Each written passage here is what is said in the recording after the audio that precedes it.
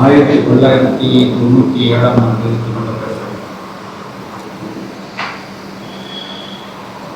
தோற்பட மாநாடாக 1998 September 15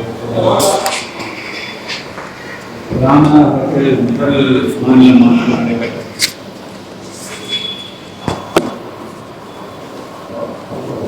இதுவரையிலும் 6 மாநில மாநாடுகள் நடைபெற்றிருக்கின்றன.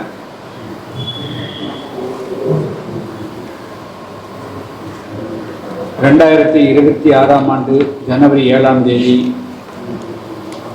மதுரையில் புதிய தமிழகம் கட்சியினுடைய 7வது மாநில மாநாடு நடைபெற இருக்கிறது.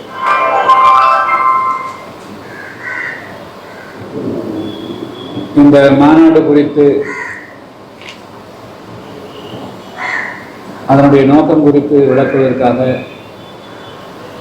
தமிழ்நாடெங்கும் அனைத்து மாவட்டங்களிலும் கிராமந்தோறும் சுற்றுப்பிரயாணம் செய்து வருகிறது.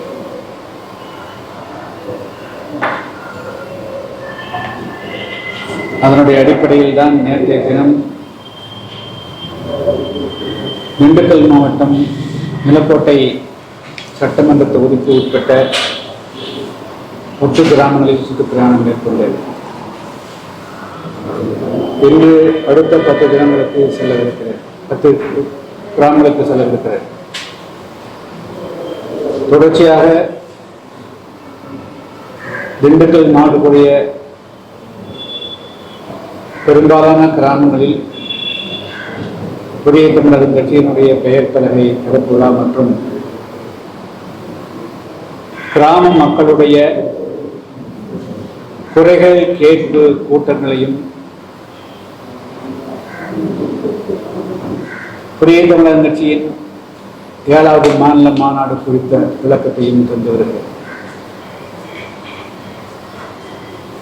நேற்றைய தினம் நிலக்கோட்டை ஒன்றியம் நிலக்கோட்டை சட்டமன்ற தொகுதிக்கு உட்பட்ட நிலக்கோட்டை பகுதிகளில் சுற்றுப்பிரயாணம் மேற்கொண்டது என்ற பொழுது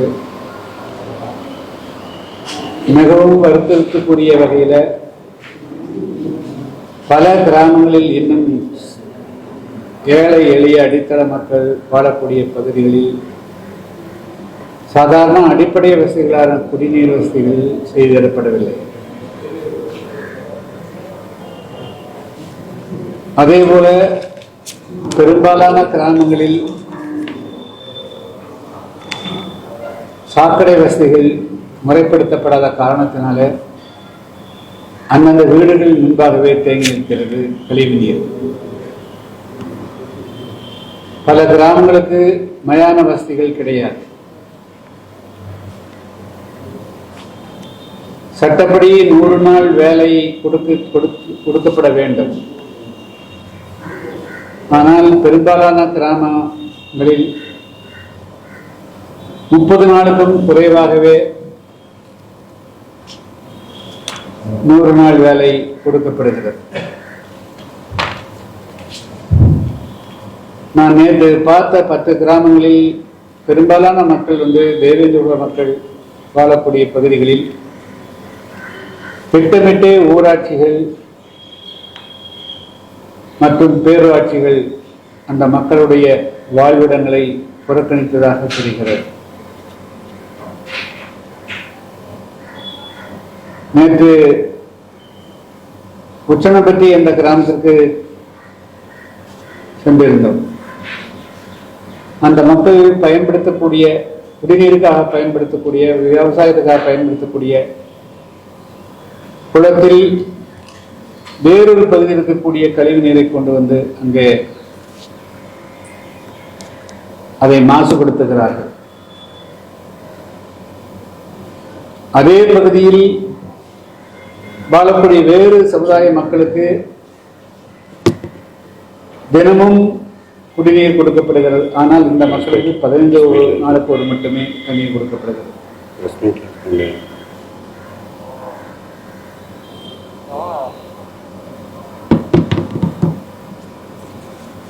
இதுபோல பல கிராமங்களில் சாதாரணமாக உள்ளாட்சிகளால்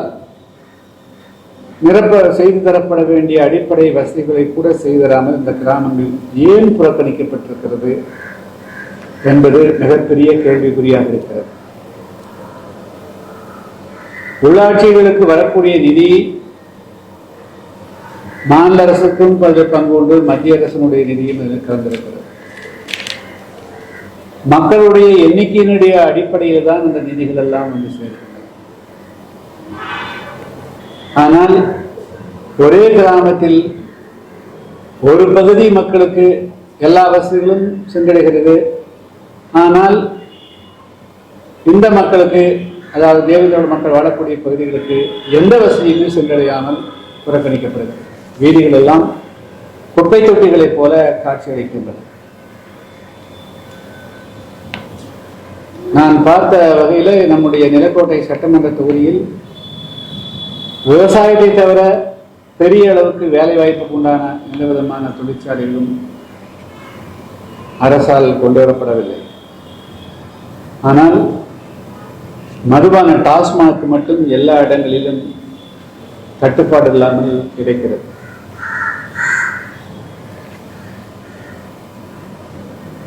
இது நான் வந்து ஒரு 10 கிராமங்களில் பார்த்த வைத்து மட்டுமே இத்தனை குறைபாடுகள் இருப்பதை காண முடிகிறது. இன்னும் நம்முடைய திண்டுக்கல் மாவட்டத்தில் பல்வேறு கிராமங்களுக்கு செல்கின்ற பொழுது என்னென்ன நிலைகள் எல்லாம் இருக்குமோ என்று ஒரு பெரிய அச்சம் ஏற்படுகிறது. நான் வந்து திண்டுக்கல் மாவட்டத்துடைய அனைத்து கிராமங்களுக்கும் சென்று இந்த மக்களுடைய குறைகளை கேட்டறிந்து நவம்பர் மாதத்தில் 2வது வாரத்தில் திண்டுக்கல் மாவட்ட ஆட்சியர் அவர்களை சந்தித்து அதிலிருந்து இந்த ஒவ்வொரு கிராமத்துக்கும் என்னென்ன தேவைகள் இருக்கிறது என்பதை பட்டியலிட்டு முதலில் வந்து மனு அளிப்போம். ஒரு குறிப்பிட்ட காலத்துக்குள்ளாக அவர்கள் வந்து செய்தருவது என்றால் எனது தலைமையில் மிகப்பெரிய போராட்டத்தை நடத்துவதற்கு நாங்கள் முடிவு செய்வோம். நிலக்கோட்டை சட்டமன்ற தொகுதியில் அது வத்தலக்குண்டு பகுதி, கொடைக்கானலுக்கு செல்லக்கூடிய கூட்டுகள் அதனுடைய அடிவாரத்தில் அமைந்திருக்கக்கூடிய முக்கியமான பகுதி. எனவே கொடைக்கானலுக்கு இந்த பகுதியில் செல்லக்கூடியவர்கள் வத்தலக்குண்டை தாண்டாமல் செல்ல முடியாது. இப்பொழுது திண்டுக்கல் பகுதியிலிருந்து வரக்கூடியவர்கள் பைபாஸ் வழியாக வத்தலக்குண்டை தாண்டி செல்ல முடியும். ஆனால் மதுரையிலிருந்து வரக்கூடியவர்கள் நிலக்கோட்டை வழியாக வருகின்ற பொழுது திண்டுக்கல் நெரிசலான பகுதிக்குள்ளே நுழைந்து போவது மிகப்பெரிய கஷ்டமாகிறது. இங்கே ஒரு பைபாஸ் எல்லாம் இருக்கு. அதோட அந்த வெத்தலக்குண்டில் ஒரு பேருந்து நிலையம் கூட ஒரு முறையானதாக இல்லை என்பது நீண்ட நாட்களாக இந்த மக்கள் சொல்லிக் கொண்டிருக்கிறார். அங்கே ஆயிரக்கணக்கான பெண்மணிகள் மற்ற பொதுமக்கள் விவசாயிகள் வருகிறார்கள். அவர்கள் பயன்படுத்துவது கழிப்பிட வசதிகள் இல்லை என்று தெரிகிறது. அதே போல ஒரு பேருந்து வசதியை வந்து இந்த பழைய வத்தலக்குண்டு கட்டக்காமன்பது வந்து சிப்காட்டுடைய நேரம் ஒரு 13 ஏக்கரா வந்து இருக்கிறது. ஆனால் அதை வந்து ஒரு பேருந்துக்கு நிலையத்துக்கு பயன்படுத்தலாம் என்று சொல்லப்படுகிறது. ஆனால் வந்து அதை பயன்படுத்தாமல் அதை வந்து ஏன் வந்து அதை பேருந்து நிலையமாக மாற்றாமல் இன்னும் வந்து வத்தலக்குண்டு மிகப்பெரிய நெரிசல் இருக்க வேண்டும் என்று தெரியவில்லை. அதே போல இந்த பகுதியில் இருக்கக்கூடிய இந்த கண்மாய்க்கு வந்து 3 கிலோமீட்டருக்கு அப்பால் இருக்கக்கூடிய அதிலிருந்து நீர் வரத்து வரலாம். அந்த கால்வாய் கூட அவங்க செஞ்சு கொடுக்கல. ஸோ இது போல பல்வேறு விதமான பிரச்சனைகள் வந்து நம்முடைய இந்த பகுதியில் இருக்கிறதை காண்கிறேன். எனவே என்னுடைய சுற்றுப்புறத்தில் நிறைவாக வந்து இதை வந்து முதல்ல மாவட்ட ஆட்சியருக்கு வந்து நாங்கள் மனு சமைப்போம். அதை தொடர்ந்து அதுக்கு பிறகு தேவைப்படுகின்ற பொழுது நம்ம வந்து அதன் தலைமையில் வந்து ஒரு பெரிய போராட்டத்துக்கு வந்து திட்டமிட்டிருக்கிறோம்.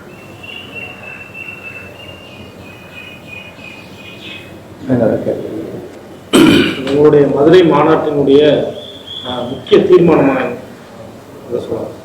தீர்மானங்கள் நிறைவேற்றுவதற்கு இன்னும் நாள் இருக்கிறதுங்க. ஆனால் இது வந்து ஒரு 2026 சட்டமன்ற தேர்தலை ஒட்டி இந்த மாநாடு நடத்தப்படுவதால் வந்து அந்த மாநாட்டில் வந்து முழுமையான முழு வடிவு கொடுக்கப்படாவிட்டாலும் கூட நாங்கள் எங்களுடைய அரசியல் நிலைப்பாடு எப்படி இருக்கும், கூட்டணிக்கான எங்களுடைய வியூகம் எப்படி இருக்கும் என்பது வந்து அதில் ஓரளவுக்கு நாங்கள் வந்து கோடிட்டு காட்டுவதற்கு வாய்ப்பு இருக்கிறது. இதுவரையிலும் நீங்கள் விஜய் ஆதரித்து பேசிட்டு வந்தீங்க சார். உங்களுடைய பேச்சில் இது கடந்த காலங்களை வச்சு பார்க்கல. அவருமே இப்போ ஆட்சியில் அதிகாரம் இருக்குது அப்படிங்கிற மாதிரி சொல்லிட்டு இருந்தார். இப்போ திடீர்னு கரூர் சம்பவத்துக்கு பின்னாடி அவருடைய பின்வாங்கல் வந்து அதிமுக கூட்டணி பக்கம் போகிற மாதிரி இதில் சில சமிக்கைகள்லாம் தெரிகிறது. அதனால் நீங்கள் இப்போ உங்களுடைய முடிவு என்னவாக இருக்கும்? நாங்கள் வந்து எந்த கட்சியோடும் வந்து நெருங்கியும் இல்லை, தூரத்திலேயும் இல்லை. வந்து இப்பொழுது தமிழ்நாட்டில் வந்து இன்னைக்கு மக்களை வந்து வாக்காளர்களை விலை கொடுத்து வாங்கி ஆட்சிகள் அமைக்கப்படுகின்றன. கொள்கை கோட்பாடுகள் எல்லாம் தூர ஒதுக்கப்பட்டு விட்டது. மக்களுக்கு எந்த நன்மையும் செய்ய வேண்டிய அவசியம் இல்லை. எப்படியாவது வந்து தேர்தல் நேரத்தில் வாக்காளர்களுக்கு வந்து பணம் கொடுப்பது, ஓட்டு வாங்குவது, அதன் மூலமாக பெரும்பான்மையை பெறுவது, ஆட்சி அமைப்பதுங்கிற ஒரே கொள்கை இருக்கிறது. ஆனால் தான் மக்களுக்கு எந்த நன்மைகளுமே கிடைக்கிற மாதிரி தெரியல. ஸோ வந்து இப்போ வந்து என் புதிய தமிழர் கட்சியை பொறுத்த மட்டும் கிராமந்தோறும் 2-3 முக்கியமான விஷயங்களை வந்து நான் அந்த மக்களுக்கு விழிப்புணர்வு ஊட்டி வருகிறேன். எந்த காரணங்களும் பசியோடு பட்டினியோடு கிடக்கக்கூடிய சூழ்நிலை வந்தாலும் கூட காசு பணத்திற்காக ஓட்டு போடக்கூடாது அப்படிங்கிற நிலை. அதை வந்து தமிழ்நாட்டு மக்கள் வந்து முடிவு பண்ணும். 2வது, தமிழ்நாட்டு மக்களுடைய வாழ்வாதாரத்தை கண்முன்னால வந்து ஒரு ஜெனரேஷனை அளிக்கிறாங்க. பெரும்பாலான இளைஞர்கள், பெரியோர்கள் அனைவருமே மதுப்பழக்கத்துக்கு ஆட்பட்டு அவர்கள் தங்களுடைய பொருளாதாரத்தையும் இழந்து வறுமைக்கு தள்ளப்படுகிறார்கள். உடல்நிலையும் அவர்களுடைய பாதிக்கப்பட்டு அவர்களுடைய ஆயுளும் குறைக்கப்படுகிறது. எனவே இது போன்ற வந்து சமூக தீமை, அதாவது கருதப்படுகிற அந்த மது ஒழிக்கணும். அதே போல கேஷ் ஃபார் அந்த ஓட் ஃபார் கேஷ், பணத்துக்காக ஓட்டு போடக்கூடிய இந்த 2 சமூக தீங்குகளை எதிர்த்து தான் நான் வந்து கிராமந்தோறும் மக்களிடத்திலே பிரச்சாரம் செய்து வருகிறேன். அதனால் இப்பொழுது வந்து நாங்கள் வந்து வேறு எந்த மணியை பற்றி இதெல்லாம் இல்லை. ஆட்சி அதிகாரத்தில் பங்கு பெற்றால் தான் இந்த அடித்தட மக்களுக்கு எந்த விதமான சாதிய மத இன பாகுபாடுகள் இல்லாமல் ஒவ்வொரு பகுதியினுடைய வளர்ச்சிக்கும் அந்த சட்டமன்ற உறுப்பினர் நிதியோ, நாடாளுமன்ற உறுப்பினர் நிதியோ அல்லது வந்து உள்ளாட்சி நிதியோ முறையாக கொண்டு போய் சேர்க்க முடியும். ஆனால் இந்த ஆட்சியை பொறுத்த மட்டிலும் ஆட்சியில் ஒரு சிலர் வந்து இப்பொழுது வந்து 1300-400க்கு பிறகு விஜயநகர பேரரசு வந்த பிறகு தமிழ்நாட்டை வந்து 64 பாளையப்பட்டா மாற்றினாங்க. இப்போ அது மாதிரி 32 பாளையப்பட்டா மாற்றி ஒரு மாவட்டத்தையும் ஒரு அமைச்சர்கிட்ட கொடுத்துட்டாங்க. எனவே வந்து அந்த 64க்கு போல 32 நடந்துட்டு இருக்குது. அதனால் அவர்கள் நினைத்தது சட்டமாக இருக்குது. அவர்கள் வந்து எந்த நேரத்திலையும் எந்த பூமியிலையும் மண்ணெல்லாம், எந்த பாறையும் உடைக்கலாம், எந்த டோல்கேட்டையும் உடைக்கலாம் வச்சுங்களா. ஸோ எல்லா விதமான சமூக சீரழிவுகளும் இப்பொழுது நடந்து கொண்டிருக்கிறது. எனவே ஒரு நியாயமான, நேர்மையான, மக்களுக்கு தொண்டாற்றக்கூடிய, மக்களுக்கு சேவை செய்யக்கூடிய ஒரு ஆட்சி அமைக்கிறது தான் என்னுடைய விருப்பம். அதனால 2026 ஜனவரி 7ஆம் தேதி மாநாட்டுக்கு பிறகு எங்களுடைய கொள்கையோடு இந்த தமிழ்நாட்டு மக்களுக்கும் உண்மையாக பாடுபடக்கூடிய கட்சி யாருங்கிறது பார்த்து அவங்களோட இணையதுக்கு உண்டான விருப்பத்தை வைப்பதை தவிர மற்றபடியாக நாங்கள் வந்து எந்த கட்சியோடும் எந்த விதமான உறவுகளும் இல்லை. ஜனநாயகத்தில் யாராவது வந்து தனிமைப்படுத்தப்பட்டு ஒருவர் வந்து காரணம் பண்ணாங்கன்னா அதுக்காக குரல் கொடுப்பது என்பது வேறு. மற்றபடியாக அரசியல் ரீதியாக நாங்கள் இந்த நிமிடம் வரையிலும் நாங்கள் திறந்த மனதோடு இருக்கிறோம். 2026 ஜனவரிக்கு பிறகு எங்களுடைய அரசியல் நிலைப்பாட்டை எடுப்போம். எங்களுக்கு வந்து இட் இஸ் ஓப்பன் மைண்டட். ஆட்சியில் பங்கு அப்படின்னு சொன்னீங்க. ஆட்சியில் பங்கு இருந்து அதிகாரத்துக்கு வந்தாதான் அரசியல். ஆட்சியில் பங்குன்றது அமைச்சரவையில் எடுத்துக்கலாம். அமைச்சரவையில் எடுத்துக்கலாங்க. அமைச்சரவையில் இருந்தால் தாங்க பார்த்தீங்கன்னா, இப்போ இன்னும் சொல்ல போனால் தமிழ்நாட்டில் சமூக நீதி பேசுகிறாங்க, சமத்துவம் பேசுகிறாங்க.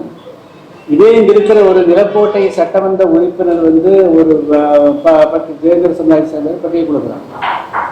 அவர்களை கூட சுதந்திரமாக செயல்பட முடியாத அளவிற்கு வந்து ஆக்டோபஸ் கரங்கள் போட்டு அமுது. இதுபோல் தான் தமிழ்நாட்டில் ஆட்சியாளர் வந்துட்டா ஒரு 30 பேர் 40 பேருக்கு மட்டும் முதலமைச்சருக்கு பக்கத்தில் இருக்கக்கூடியவர்கள் தமிழ்நாட்டை பங்கு போட்டு கூறு போட்டு அவர்கள் அபகரித்து இருக்கிறார்கள். இதுக்கெல்லாம் ஒரு முடிவு கட்டணுங்க. தமிழ்நாட்டில் நாம் எந்த சுதந்திரத்துக்காக வந்து எந்த நாடு இந்திய நாடு சுதந்திரம் பெற வேண்டும் என்பதற்காக போராடினது அர்த்தம் இல்லாமல் போயிடுச்சு. மீண்டும் பாளையப்பட்டக்கூடிய ஆட்சிகள் தான் நடக்குதே தவிர ஜனநாயகத்துக்கு உண்டான ஒரு ஓட்டு வாங்குறது மட்டும்தான் ஜனம். அதையும் கூட முதல்ல வந்து சுதந்திரமா ஓட்டு போட்டாங்க. இப்போ சுதந்திரமா ஓட்டு போடுறதுக்கும் வாய்ப்பு இல்லை. எல்லாருமே காசு பணத்துக்கு கட்டாயமா காசு வாங்கிட்டு ஓட்டு போடணுங்கிறதுனால கட்டாயம், அதாவது ஓட்டு போடணுங்கிறது ஜனநாயகம். நீ காசு வாங்கிட்டு ஓட்டு போடு அப்படிங்கிற அளவுக்கு சர்வாதிகாரம் ஆகி போச்சு. அப்படி பயங்கரவாதம் தமிழ்நாட்டில் உருவெடுக்குது. ஸோ இதுக்கெல்லாம் ஒரு முடிவு கட்டணுங்கிறது தான் புதிய தமிழக கட்சியினுடைய நிலைப்பாடு. அதனால இந்த நாட்டு மக்களுக்கு ஏதாவது செய்யணும்னா வெறும் சட்டமன்றத்தில் குறை கொடுத்தா மட்டும் பத்தாது, அமைச்சரவையிலும் பங்கு பெற்றால் மட்டும்தான் அனைத்து மக்களுக்கும் நன்மை செய்ய முடியும். அதுதான் வந்து புதிய தமிழக கட்சியின் நிலைப்பாடு.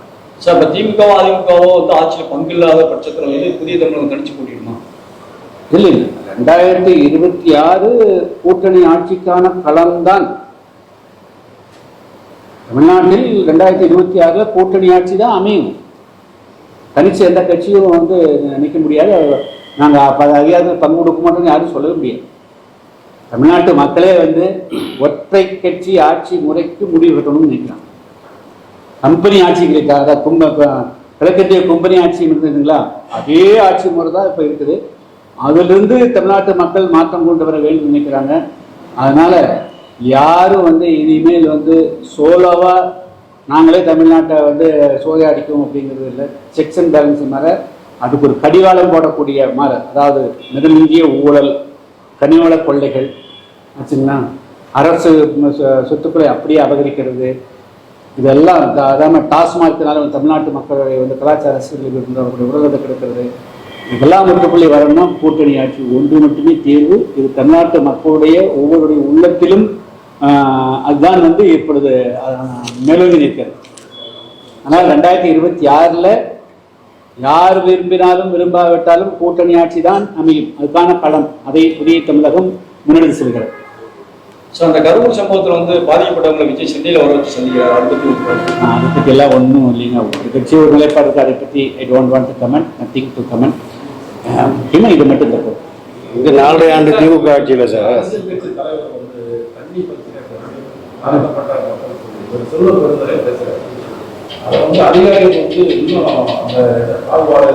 நான் அதான் சொன்னேன். இங்க வந்து ஒரு தேன்மொழின்னு ஒரு அம்மா இருக்கிறாங்க. அவங்க வந்து இன்னும் தமிழ்நாட்டில் இருக்கிற அந்த 43 சட்டமன்ற உறுப்பினர்களுமே சுதந்திரமா செயல்பட முடியாத ஒரு நிலைமை தான் சொல்றாங்க.